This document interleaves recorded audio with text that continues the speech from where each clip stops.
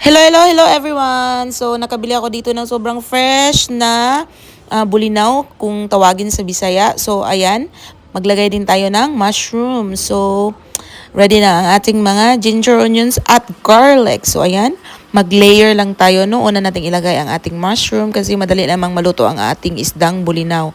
So, yan, i-layer-layering lang natin mga kayadsmerds. At of course, maglagay na rin tayo ng asin. So, ayan, ilagay natin ang ating isdang maliliit.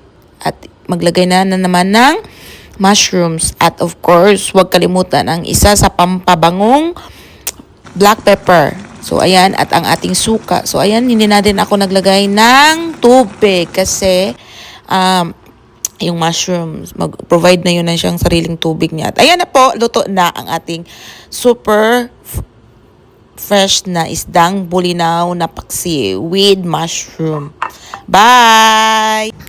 Hello all peoples! For today's video, magluto tayo ng super madalian gisang vegetable. So, ang ginagamit ko dito ay round cabbage at itong parang sayote na gulay. Hindi ko alam kung ano pangalan nito sa English, sa Bisaya, sa Chinese, or sa... Masaya na siya. Huwag lang i-overcook para crispy. So, ayan. Maglagay tayo ng asin at oyster sauce. So, ukay-ukayin, i-mix at yan. Super madali lang siya. So, luto na ang ating gulay. So, thank you for watching. Bye-bye. Mwah!